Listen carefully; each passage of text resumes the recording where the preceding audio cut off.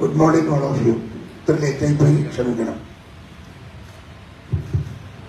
കേന്ദ്ര സംസ്ഥാന സർക്കാരുകളുടെ ജനദ്രോഹ ഭരണത്തിനെതിരെ KPCCയുടെ ജനകീയ പ്രക്ഷോഭയാത്രാ സമരാഗ്നിക്ക് താഴെ പുത്തരിക്കണ്ടം മൈതാനിയിൽ ഉമ്മൻചാണ്ടി നഗറിൽ 10,000-കണക്കിന് പ്രവർത്തകരെ സാക്ഷിയാക്കി സമാപനം കുറിക്കുന്നതാണ്. ഈ ജാഥ ഇവിടെ അവസാനിക്കുന്നില്ല. ഇതൊന്നിന്റെ തുടക്കമാണ്. ജനകീയ പ്രതിരോധത്തിന്റെ തുടക്കമാണിത്. അതിന് കോൺഗ്രസിനെ സജ്ജമാക്കാനുള്ള ആത്മവിശ്വാസത്തോടെ ജനകീയ പ്രതിരോധത്തിന്റെ ആവേശക്കടൽ തീർത്താണ് സമരാഗ്നി 14ാമത്തെ ജില്ലയായ തിരുവനന്തപുരത്ത് എത്തിച്ചേർന്നത്. അഗ്നിയിൽ സ്ഫുടം ചെയ്ത കാരിരുമ്പ് പോലെ സമരാഗ്നി പ്രക്ഷോഭയാത്ര കോൺഗ്രസിനെ മാറ്റിയെടുത്തു എന്നതാണ് സത്യം. സമകാലീന കേരളീയ സമൂഹത്തെ ആഴത്തിൽ തൊട്ടറിയാനും കേട്ടറിയാനും ഞങ്ങൾക്ക് സാധിച്ചു. പിണറായി സർക്കാർ താറുമാറാക്കിയ ജനജീവിതത്തിന്റെ വിവിധ തുറകളിൽ നിന്നെത്തിയവർ നെഞ്ചുപൊട്ടുന്ന നൊമ്പരങ്ങളാണ് ഞങ്ങളുമായി പങ്കുവച്ചത്. നരേന്ദ്രമോദിയുടെയും പിണറായി സർക്കാരിന്റെയും ഭരണം തകർത്ത ജീവിതങ്ങൾ കണ്ട് ഞങ്ങൾ തന്നെ ധരിച്ചുപോയി. കോട്ടയത്ത് ജീവിതത്തിൽ ഒറ്റപ്പെട്ടുപോയ ലക്ഷ്മി അമ്മയും മകളും ഞങ്ങളോട് ആവശ്യപ്പെട്ടത് അടച്ചുറപ്പുള്ള ഒരു ഭവനം മാത്രമാണ്.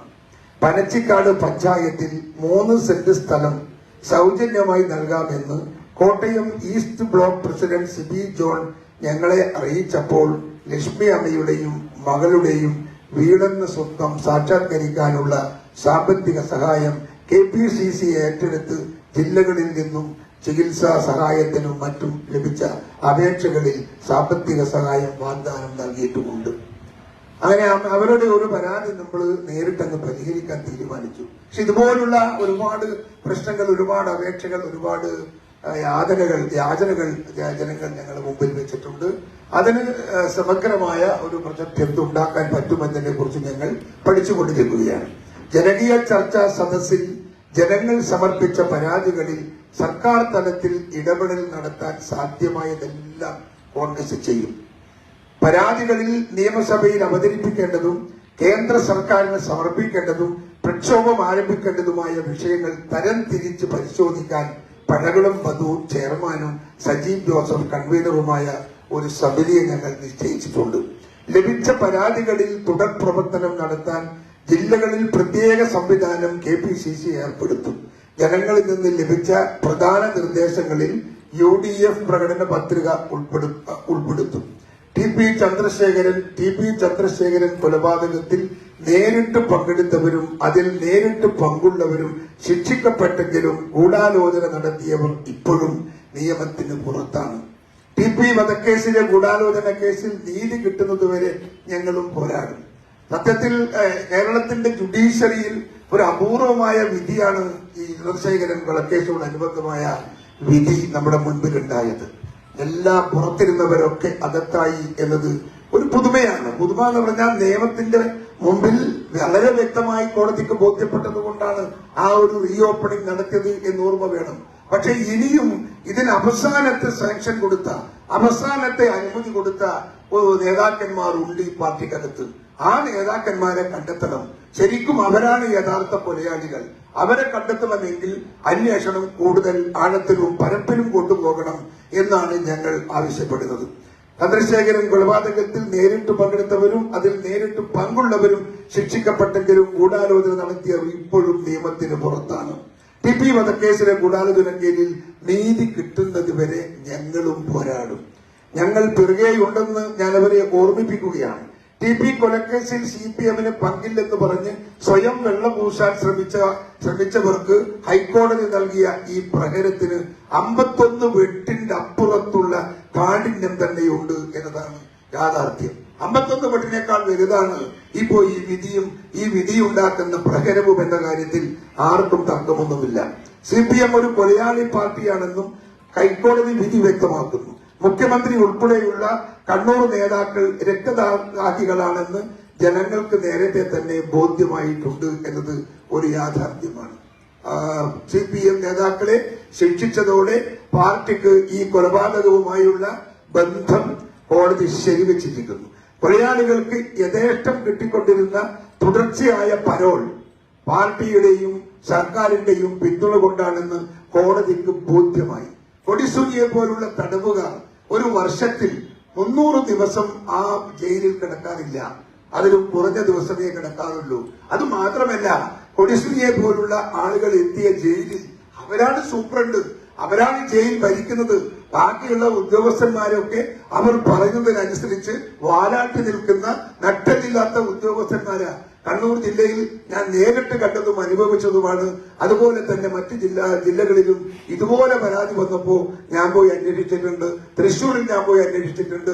അവിടെയൊക്കെ ഉദ്യോഗസ്ഥന്മാരെ അടക്കി ഭരിക്കുന്നത് കൊടിസുനി പോലുള്ള ഈ കേസിലെ കുറ്റവാളികളാണ് എന്നതാണ് സത്യം.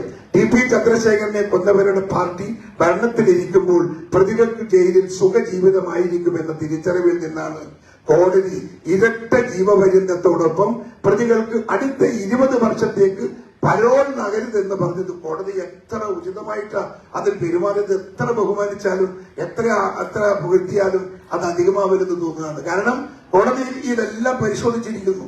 ജയിലിൽ പരോളാണ് ഉള്ള ദിവസം 360 ദിവസം ഉണ്ടെങ്കിൽ 355 ദിവസവും പരോളിലാണ്. ആ പരോൾ കൊടുക്കാൻ പാടില്ല എന്നുകൂടി അത് മനസ്സിലാക്കിയിട്ടാണ് കോടതി അത്തരമൊരു വിധി പ്രഖ്യാപിച്ചത് എന്നെനിക്ക് തോന്നുകയാണ്. പാർലമെന്റിലെ തെരഞ്ഞെടുപ്പിൽ പ്രധാന വിഷയങ്ങളിലൊന്ന് CPM-ന്റെ അക്രമ രാഷ്ട്രീയം തന്നെയായിരിക്കും. ഞങ്ങൾ അത് പൊക്കിയെടുത്ത് മുൻപോട്ട് കൊണ്ടുപോകും. 1ഉം 2ഉം പാവപ്പെട്ട ചെറുപ്പക്കാരല്ല. എന്റെ ജില്ലയിൽ മാത്രം 10, 30, 35ഓളം ആളുകളെ വെട്ടിക്കൊന്ന ജില്ലയാണ് എന്റെ ജില്ല. ആ ജില്ലയിലെ ഈ പരശതം കുടുംബ രക്തസാക്ഷികളുടെ കുടുംബത്തെ ദൈനംദിനം കണ്ടുകൊണ്ടിരിക്കുകയും അവരുടെ എല്ലാ പ്രശ്നങ്ങളും നോക്കിക്കൊണ്ടിരിക്കുന്ന ഒരാളാണ് ഞാൻ. അപ്പൊ നമുക്കൊന്നും മറക്കാനും പൊറുക്കാനും സാധിക്കാത്ത വിധം ദുരന്തത്തിന്റെ ഏകാന്തത സൃഷ്ടിച്ച ഒരു സംഭവമാണ് എന്റെ കണ്ണൂർ ജില്ലയിലെയൊക്കെ രാഷ്ട്രീയ കൊലപാതകം. CPM-ന്റെ അക്രമ രാഷ്ട്രീയം മൂലം ജനാധിപത്യ അവകാശങ്ങൾ നിഷേധിക്കപ്പെട്ട ജനതയുടെ പ്രതിനിധിയായി രാഷ്ട്രീയത്തിൽ കടന്നു വന്ന വ്യക്തിയാണ് ഞാൻ. ജനാധിപത്യത്തിന്റെ ചെറു വെളിച്ചം പോലുമില്ലാത്ത പാർട്ടി ഗ്രാമങ്ങൾ എത്രയോ കണ്ണൂരിലുണ്ട്. അത്തരത്തിലുള്ള പാർട്ടി ഗ്രാമങ്ങളായി കേരളത്തെ മാറ്റിയെടുക്കാനുള്ള ശ്രമങ്ങളാണ് പിണറായി വിജയൻ നടത്തുന്നത്. ഇത്തരം പാർട്ടി ഗ്രാമങ്ങളിൽ ജനാധിപത്യത്തിന്റെ വെളിച്ചം കൊണ്ടുവരുന്നതിനാണ് എന്റെ രാഷ്ട്രീയ ജീവിതത്തിലുടനീളം ഞങ്ങൾ പോരാടിയത്. CPM-ന്റെ കൊലക്കത്തി രാഷ്ട്രീയത്തിന്റെ ആപത്ത് കേരളീയ പൊതുസമൂഹത്തിന് മുന്നിൽ എന്നും ഉറക്കെ വിളിച്ചു പറയുന്നതും CPM-ന്റെ ഭീകരമുഖം തുറന്നു കാട്ടാൻ ശ്രമിക്കുന്നതും അതിന്റെ തീവ്രത നേരിട്ട് അനുഭവിച്ച ആളെന്ന നിലക്കാണ് സത്യത്തിൽ ചെയ്യുന്നത്. CPM-ന്റെ അക്രമ രാഷ്ട്രീയത്തെ അതിജീവിച്ച് ജനാധിപത്യത്തിന്റെ ശബ്ദം ഉയർത്തിപ്പിടിക്കുന്നതിന് വേണ്ടി ഒട്ടനവധി പോരാട്ടം നടത്തിയ ശേഷമാണ് ഞാൻ ഇന്ന് KPCC അധ്യക്ഷ പദവിയിലിരിക്കുന്നത്. എന്റെ രാഷ്ട്രീയ ജീവിതം CPM-ന്റെ അക്രമ രാഷ്ട്രീയത്തിനെതിരെ സന്ധിയില്ലാത്ത പോരാട്ടം തുടരുക എന്നതായിരുന്നു. സമരാജ്ഞിയുടെ ഭാഗമായി കേരളീയ സമൂഹത്തെ അത് ബോധ്യപ്പെടുത്താൻ എനിക്ക് കഴിഞ്ഞു എന്നത് തൃപ്തികരമായ ഒരു അനുഭവമായി ഞാനതിനെ നോക്കിക്കാണുകയാണ്. കണ്ണൂർ മോഡൽ പാർട്ടി ഗ്രാമങ്ങളും കുടിൽ വ്യവസായം പോലുള്ള ബോംബ് നിർമ്മാണവും കൊലപാതക രാഷ്ട്രീയവും കേരളം മുഴുവൻ വ്യാപിപ്പിക്കുക എന്നതാണ് പിണറായി വിജയന്റെ ലക്ഷ്യം. അതിന്റെ ട്രയൽ റണ്ണായിരുന്നു രക്ഷാപ്രവർത്തനം എന്ന ഓമന പേരിൽ മുഖ്യമന്ത്രിക്കെതിരെ പ്രതിഷേധിച്ച യൂത്ത് കോൺഗ്രസ് KSU പ്രവർത്തകർക്കെതിരെ CPM ക്രിമിനലുകൾ നടത്തിയ നരനായാട്ട് പിണറായി വിജയന്റെ രക്തദാഹം അടങ്ങുന്നില്ലെന്ന് തെളിവാണത്. പിണറായിയുടെ രാഷ്ട്രീയ ഉന്മൂലന സിദ്ധാന്തത്തിൽ ഉരുത്തിരിഞ്ഞതാണ് അത് കേരളം ഞെട്ടലോടെയാണ് തിരിച്ചറിയുന്നത്. CPM-ന്റെ അക്രമ കൊലപാതക രാഷ്ട്രീയത്തിനെതിരായ ജാഗ്രത ജനങ്ങൾക്കിടയിൽ കൊണ്ടുവരിക എന്നതും സമരാജ്ഞിയുടെ ലക്ഷ്യങ്ങളിൽ ഒന്നായിരുന്നു. സമരാജ്ഞിയുടെ ഭാഗമായി സംഘടിപ്പിച്ച 30-ലധികം പൊതുസമ്മേളനങ്ങൾ ജനനിബിഡമായിരുന്നു. സത്യത്തിൽ ഇത്രയേറെ തുടർച്ചയല്ലേ, ഒരു ദിവസം കഴിഞ്ഞ് മറ്റൊരു ദിവസമല്ല, തുടർച്ചയായ സമ്മേളനങ്ങളാണ്. ഈ തുടർച്ചയായ സമ്മേളനങ്ങളിൽ ഇത്രയേറെ ജനബാഹുല്യം എന്റെ ഓർമ്മയിൽ ആദ്യമാണെന്ന് പറയാതിരിക്കാൻ നിർവാഹമില്ല. ലക്ഷക്കണക്കിന് കോൺഗ്രസ് പ്രവർത്തകരും അനുഭാവികളുമാണ് സമരാജ്ഞി ജാഥയുടെ പൊതുസമ്മേളനത്തിൽ പങ്കെടുത്തത്. കേന്ദ്ര സംസ്ഥാന സർക്കാരുകളോടുള്ള ജനങ്ങളുടെ എതിർപ്പും വെറുപ്പും എത്ര മാത്രമാണെന്ന് ഈ മഹാസമ്മേളനങ്ങൾ വരച്ചു കാട്ടി. തെലങ്കാന മുഖ്യമന്ത്രി രേവന്ത് റെഡ്ഡിയാണ് സമരാജ്ഞി പ്രക്ഷോഭയാത്രയുടെ സമാപനത്തോടനുബന്ധിച്ചുള്ള പൊതുസമ്മേളനം നാളെ ഉദ്ഘാടനം ചെയ്യുന്നത്. സച്ചിൻ പൈലറ്റ് മുഖ്യ അതിഥിയായി പങ്കെടുക്കും.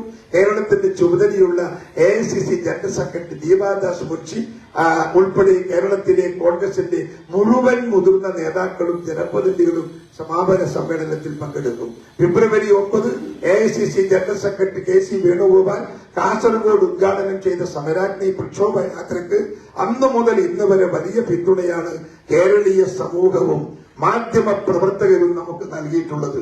അതിനുള്ള നന്ദിയും കടപ്പാടും APCCക്ക് വേണ്ടി രേഖപ്പെടുത്തുകയാണ്. നിങ്ങളോടുള്ള കടപ്പാട് വളരെ വലുതാണ്.